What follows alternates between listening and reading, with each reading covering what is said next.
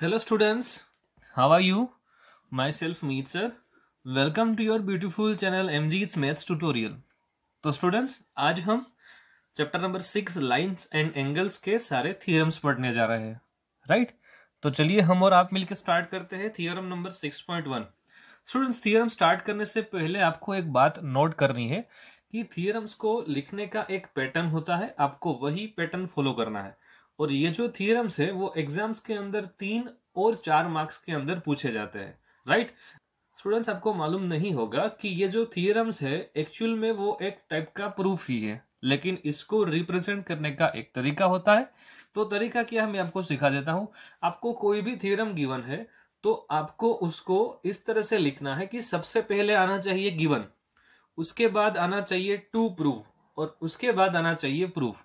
इन तीनों का मतलब समझते हैं। गिवन का मतलब हमें क्वेश्चन में यानी जो थियरम में जो गिवन होता है उसको हम गिवन बोलते हैं। उसी को हम अगर कोई भी एक स्टेटमेंट गिवन है तो हम डायग्राम से उसको रिप्रेजेंट करते हैं, वो सारी बातें हम गिवन में लिखते हैं। उसके बाद आता है टू प्रूव। तो स्टूडेंट्स अब टू प्रूव के बारे में बात करते हैं। टू प्रूव में आपको क्या लिखना होता है, जो कुछ भी आपको प्रूफ करना होता है यानी जो भी आपका प्रूफ का रिजल्ट है वो रिजल्ट आपको टू प्रूव में लिखना होता है। आगे बात करते हैं प्रूफ के बारे में। प्रूफ में हम वो सारी बातें करेंगे, वो सारी इंफॉर्मेशन हमें लिखनी है प्रूफ के अंदर जो इंफॉर्मेशन हमें गिवन से मिली और टू प्रूव तक हमें ले जाती है, राइट? यानी हमें पूरा स्टेटमेंट के साथ जो कुछ भी हमने वहां पे एक्सियोम्स यूज किए हैं, जो कुछ भी हमें और कोई स्टेटमेंट यूज किया है, वो सारा हमें यूज पोस्टुलेट का यूज करके हमें वो थ्योरम को प्रूव करना होता है। तो वो सारी बातें आएगी प्रूफ के अंदर। तो चलिए अब स्टार्ट करते हैं theorem number 6.1। If two lines intersect each other then vertical opposite angle are equal. यहां से स्टूडेंट्स आप डायग्राम पे देख सकते हो, आपको सिर्फ एक स्टेटमेंट के फॉर्म में थ्योरम दी जाएगी। थ्योरम 6.1 ऐसा भी नहीं लिखा होगा, सिर्फ एक statement. If two lines intersect each other then the vertical opposite angle are equal, ऐसी आपको सिर्फ एक थ्योरम गिवन होगी। आपको डायग्राम भी खुद ड्रॉ करना है, राइट? और आपको given, to prove and proof वो सारी भी बातें आपको खुद लिखनी है। तो स्टूडेंट्स यहां पे मैं कोई भी टू लाइंस लेता हूं जो एक दूसरे को इंटरसेक्ट करे। आप यहां पे कोई भी नाम रख सकते हो। मैंने यहां पे A B and C D two different line ली हुई है, राइट? और ओ है वो दोनों लाइन का इंटरसेक्टिंग पॉइंट है। एज वेल एज आप यहाँ पे कोई नाम चेंज भी कर सकते हो। लाइन का नाम आपने बदल दिया तो आंसर आपका गलत नहीं होगा, लेकिन सारे जो भी आप प्रूफ कर रहे हो उसमें नाम वही रहना चाहिए, राइट? तो चलिए आप यहां से देखो स्टूडेंट्स, दो लाइन एक दूसरे को इंटरसेक्ट कर लिए। यहां से आप देख सकते हो students, line A B and line C D are intersect at point O, right? तो ये ही बातें हम गिवन के अंदर लिखेंगे। Two line A B and C D intersect each other at O, this is your given, right? अब हमें क्या प्रूव करना है, then vertical opposite angle are equal. आप जानते हो students, these angle and these angle are the pair of vertical opposite angle. तो बस यही दो इक्वल है ऐसा प्रूव करना है। As well as these angle and these angle are the vertical opposite angle, right? तो ये दोनों बराबर होते हैं ऐसा आपको प्रूव करना है। यानी यहां पे आपको दो रिजल्ट लिखने होंगे। Angle B O C is equal to angle A O D. आप यहां से देख सकते हो, this is your first result. And second result is angle A O C is equal to angle B O D. ये दोनों भी बराबर होते हैं ऐसा आपको प्रूव करना है। समझ आ गया क्या? अब बात करते हैं प्रूफ की ओर। प्रूफ में सबसे पहले जो कुछ भी गिवन था उसको बराबर समझो, उसके बेस से हम आगे किस तरह से बढ़ेंगे वो सारी बातें करनी है, राइट? तो यहां पे आप देख सकते हो, ray O A stands on a line C D. ये जो लाइन आपको सी डी दिख रही है उसके ऊपर कोई रे ओ ए आपको दिख रहा है, राइट? तो अगर ये एक स्ट्रेट लाइन है और ये उसमें कोई एक रे पड़ा हुआ है तो इन दोनों एंगल का एडिशन कितना होगा आप बता सकते हो। Sum of these two angle is equal to 180 degree. Why? Because of linear pair axioms. तो हम यहां से लिख सकते हैं, if ray O A stand on line C D then angle A O C plus angle A O D is equal to 180 degree. Why? Because linear pair axioms. हमने ऐसा देखा था ना कि अगर कोई भी लीनियर पेयर गिवन है तो इन दोनों का सम 180 डिग्री होता है। वही बातें मैंने यहां पे लिखी हुई है, right? Again ray OD stand on line A B. ray OD, this is ray OD which is stand on a line AB, right. तो हम यहां से भी वही बात बोल सकते हैं, angle AOD plus angle DOB या फिर angle BOD is equal to 180 degree. Why? Because of linear pair axioms. इसी हिसाब से हम रिजल्ट 1 एंड रिजल्ट 2 लिख सकते हैं, राइट। तो इसका रीजन भी आपको लिखना जरूरी है, लीनियर पेयर एग्जाम्स। अब स्टूडेंट्स हम रिजल्ट 1 एंड रिजल्ट 2 को इक्वल करते हैं। सर क्यों इक्वल करते हो? स्टूडेंट्स यहाँ पे देखो, आपको राइट हैंड साइड पे 180 डिग्री दिख रहा है, as well as second result के राइट हैंड साइड पे भी आपको 180 डिग्री दिख रहा है। इसका मतलब क्या हुआ स्टूडेंट्स कि राइट हैंड साइड दोनों पे 180 डिग्री, इसका मतलब रिजल्ट 1 एंड रिजल्ट 2 को मैं इक्वल बता सकता हूं। तो क्या करना होगा, दोनों की लेफ्ट हैंड साइड एक दूसरे के बराबर हो जाएगी। तो क्या होगा स्टूडेंट्स, आप यहां से देख सकते हो, angle AOC plus angle AOD is equal to angle AOD plus angle BOD। ये कहां से लिखा? This is the left hand side of this result, आप यहां से ये देख सकते हो, and this is the left hand side of this result, इसको मैंने यहां पे लिखा हुआ है। अब स्टूडेंट्स ये जो आपको एंगल AOD दिख रहा है, उसको मैं लेफ्ट हैंड साइड पे भेजता हूं तो क्या होगा, angle AOC plus angle AOD as it is. ये जो एंगल AOD था वो इज इक्वल टू के उस साइड पे गया तो वो हो जाएगा नेगेटिव, और यहां पे सिर्फ बच जाएगा एंगल BOD जो आप यहां से देख सकते हो, राइट। तो ये वैल्यू तो कैंसिल आउट हो गई। तो यहां से आपको एक रिजल्ट मिला students, angle AOC is equal to angle BOD। यहां से आप देख सकते हो angle AOC, it means this angle is equal to angle BOD। अच्छा सर, आपने ये रिजल्ट प्रूव कर दिया। हाँ बराबर है, ये तो आपको बराबर समझ में आ गया। This is the vertical opposite angle और which is equal to each other, right. तो हमें दूसरा रिजल्ट प्रूव करने की जरूरत नहीं रहती है। तो हम यहां से लिख सकते हैं कि ये हमने प्रूव कर दिया। As per the above result we can say that angle BOC is equal to angle AOD, यानी मैं ये दूसरा एंगल आपको जो दिख रहा है angle BOC is equal to AOD, ऐसा भी तो मैं लिख सकता हूं, राइट। तो ये हो गया आपका थियरम नंबर 6.1। अब आगे बात करते हैं थियरम नंबर 6.2 पे। तो चलिए स्टूडेंट्स, अब बात करते हैं theorem number 6.2। If a transversal intersect two parallel lines then each pair of alternate interior angle is equal, right. यहां पे हमने दो अलग अलग पैरेलल लाइन ली हुई है और उसी की एक ट्रांसवर्सल ड्रॉ की हुई है, और आपको प्रूव क्या करना है, then pair of alternate interior angle is equal. Alternate interior angle से आपको कुछ याद आना चाहिए, हमने कुछ याद रखा था, उसका शॉर्ट फॉर्म कौन सा था वो, विच इज Z। आपको Z ड्रॉ करना है और दोनों Z एक दूसरे के बराबर है ऐसा प्रूव कर देना है, राइट।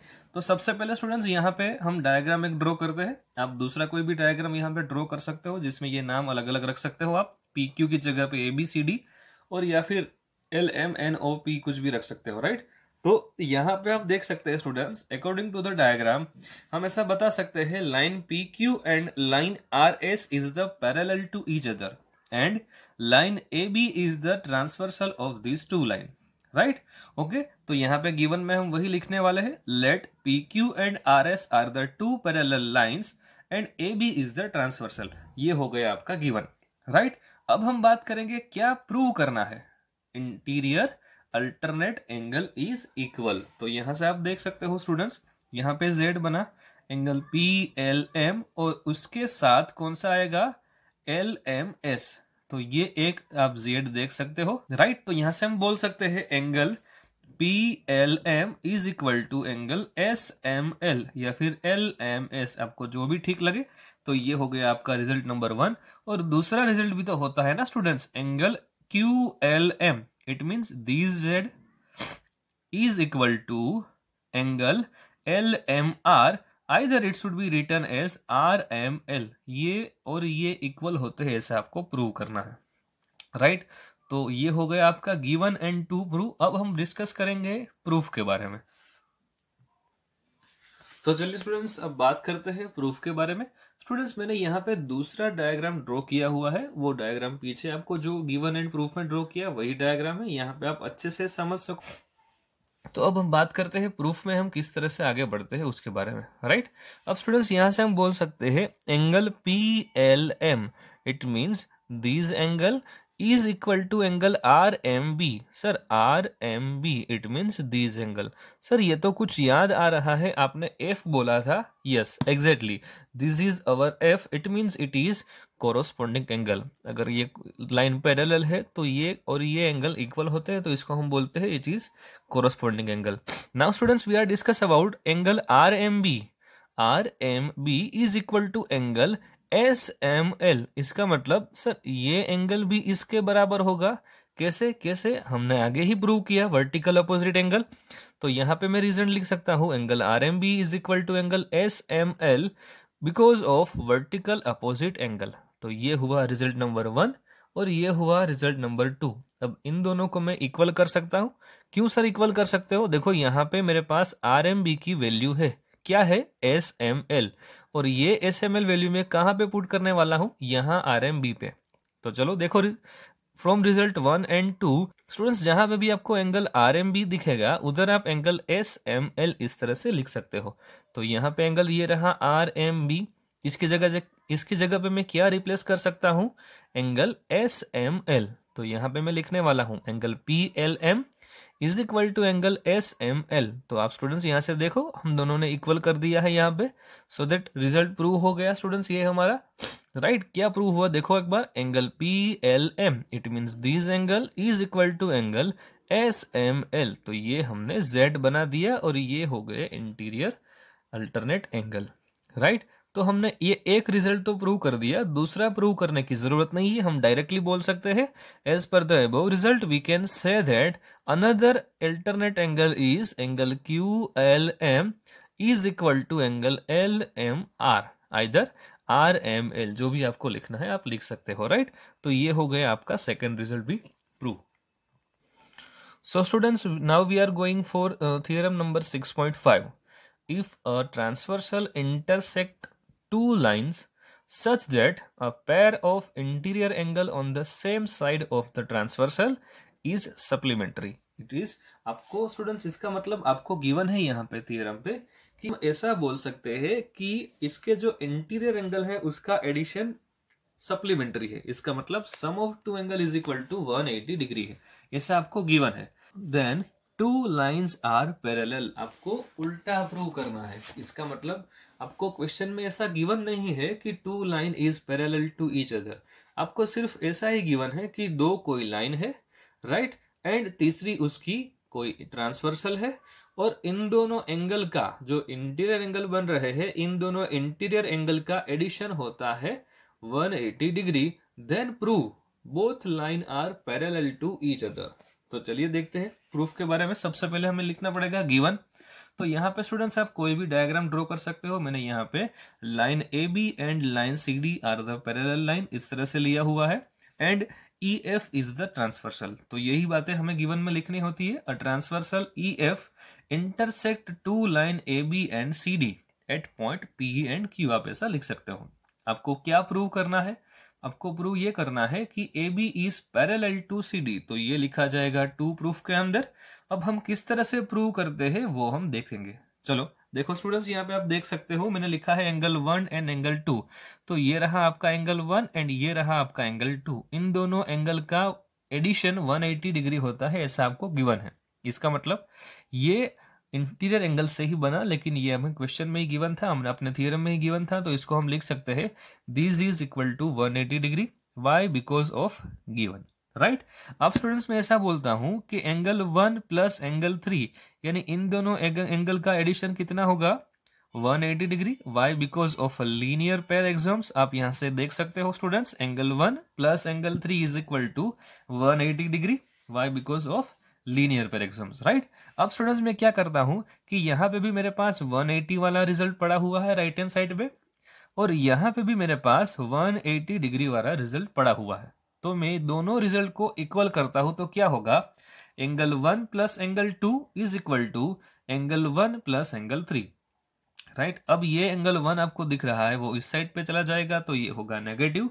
इसका मतलब यहां से आप बोल सकते हो angle 1 plus angle 2 minus angle 1 is equal to angle 3। तो ये एंगल 1 एंड -1 तो कैंसल आउट हो जाएगा। तो यहां से आप बोल सकते हो angle 2 is equal to angle 3। It means both are equal. Angle 2 is equal to angle 3, right. अब अगर ये दोनों इक्वल है स्टूडेंट्स, तो हम ऐसा बोल सकते हैं कि ये दोनों कब इक्वल होते हैं, कि जब भी दो लाइन एक दूसरे को पैरेलल हो। But these are the alternate interior angles, तो हम बोल सकते हैं कि both line are parallel to each other. So that ये हमारा प्रूफ हो गया, line A B is parallel to line C D. Is it clear और नॉट? आगे के थ्योरम हम अगले सेशन के अंदर देखेंगे। Thank you very much students for watching this video.